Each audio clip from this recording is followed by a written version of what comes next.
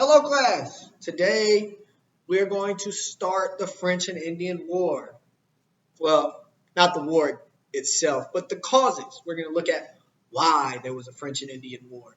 And we're going to look at, is that really an appropriate name for the war? But we're going to look at that later on. The first thing I want you to do, first thing I want you to think about.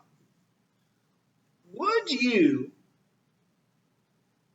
team up, pair up, work with your enemy or someone you don't get along with in order to achieve a common goal, to take out another enemy that you guys have in common? Would you work with your enemy or someone you don't get along with to achieve a common goal? Think about it. What would you do? Would you be willing to do that? Why or why not?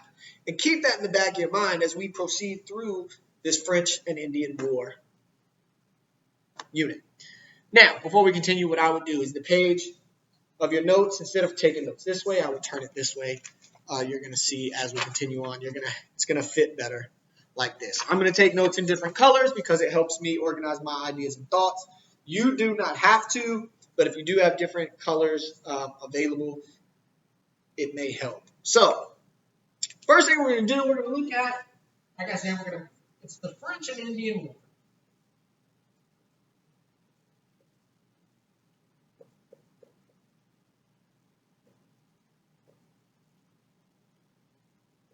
But just the causes for today.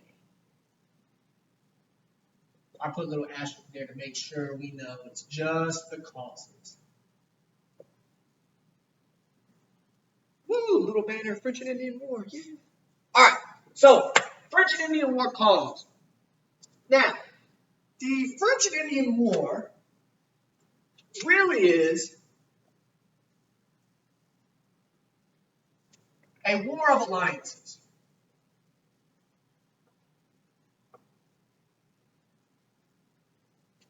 It's a war of alliances. And to understand how, let's look at what an alliance is. And an alliance is an agreement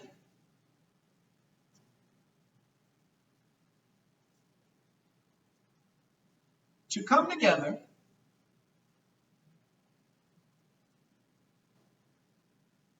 All right, an agreement to come together, work together, have each other's back, however you want to describe it. But it's an agreement to come together to achieve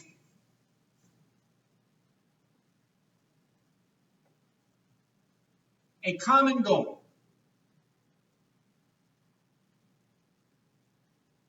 An agreement to come together in order to achieve a common goal. Now we're going to come back and look at why it is a war of an alliance, a war of alliances here in a minute. But first thing we got to do is look at why fight.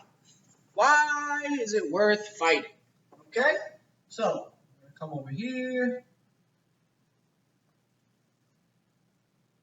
Why fight? Why is it worth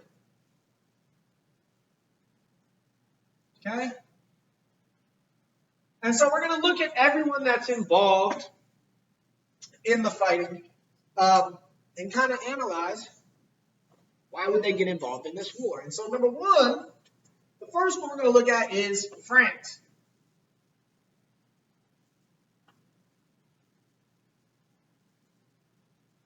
So, France. Why would France fight in the French and Indian War? Well, they have a fur trade in the colonies, which is making them lots and lots of money. Cha-ching! Again, everything in history, one way or the other, revolves or involves money. And so they have a fur trade going on in this disputed region. And on top of that, they have colonies in the disputed region.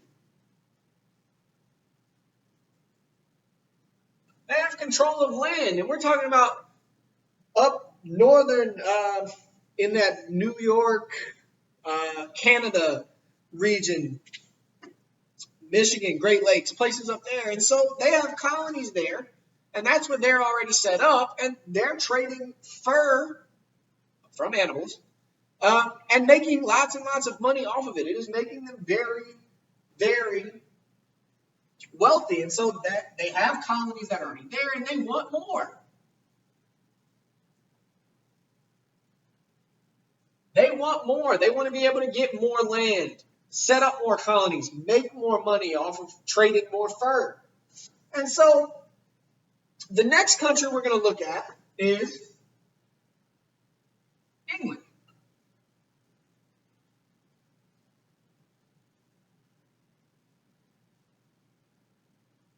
Well, why would England fight in the French and Indian War? Simple answer, they want what France has.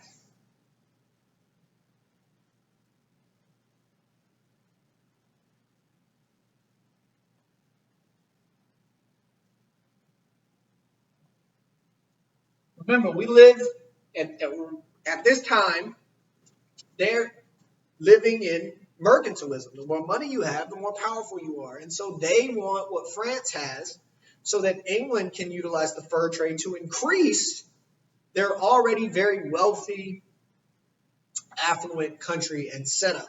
And then the third group we're going to look at is the Native Americans. And why would the Native Americans fight?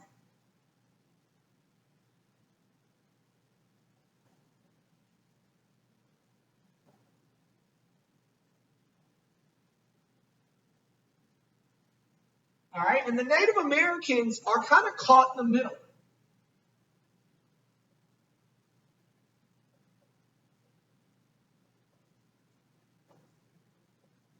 So they're caught in the middle because they don't necessarily have a good relationship with France or England. England comes and sets up all those colonies along the coast, 13 colonies, which we've discussed, and kind of pushes out the Native Americans from those regions, if not enslaving them. France has done similar things in the region that they have colonized and taken over. And so the Native Americans don't really know what side they need to be on, but they do know that they can't fight England and France.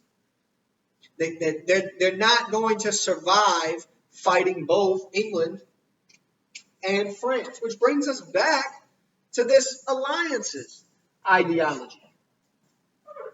Comes back to these alliances and how are the alliances set up? Well, France alliance, it becomes France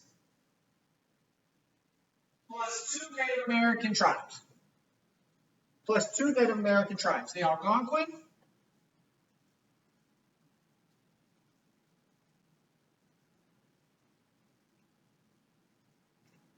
France plus the Algonquin plus the Huron tribe.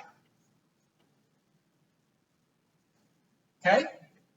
That's alliance number one. Alliance number two becomes England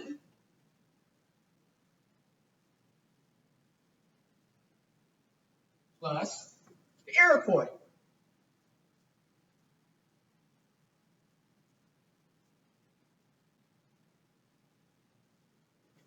Forgot a whole letter in there. The Iroquois. So England plus the Iroquois versus France plus the Algonquin and the Huron tribes. Well, there's a difference between the alliances. So we look at these two alliances.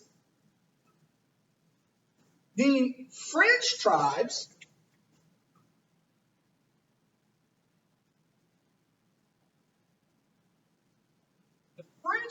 the tribes aligning with France, agree to fight.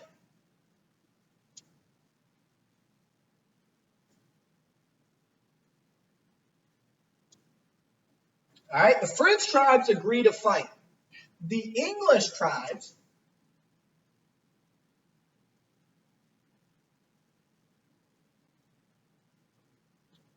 their alliance is an agreement not to team up with France.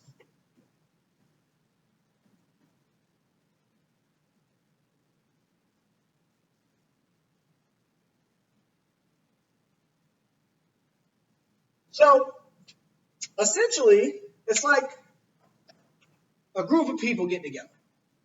They're about to fight. They're about to go at it, right?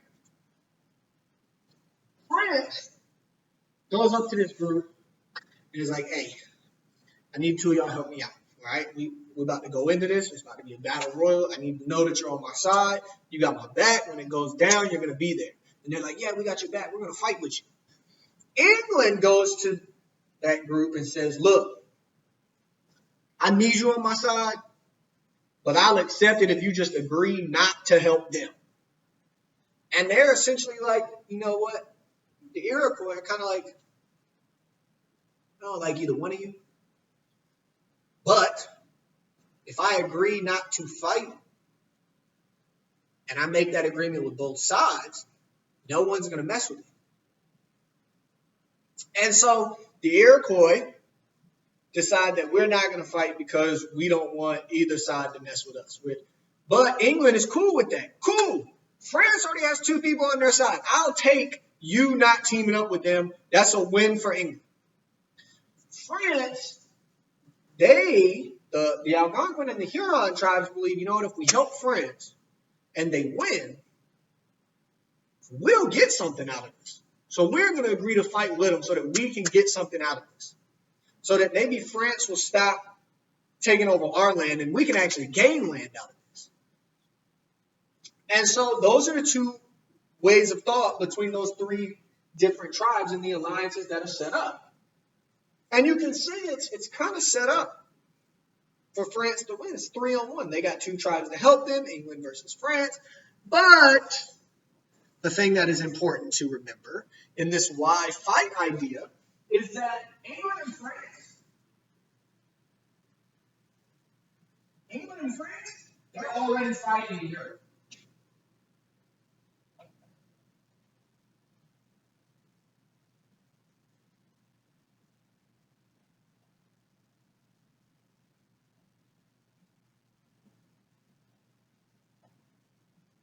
They're already going and doing battle in Europe before French and Indian War ever starts. So whichever one is winning this war in Europe carries an advantage into the French and Indian War in the Americas. We're going to go deeper and delve further into the French and Indian War and how it actually went down, including the fact that George Washington gets captured. We know that he becomes the first president, so we're going to look at how he gets away or is just let go later on. You got an assignment on Canvas. As always, if you need any help, you can reach out to me. And as always, you have a great day.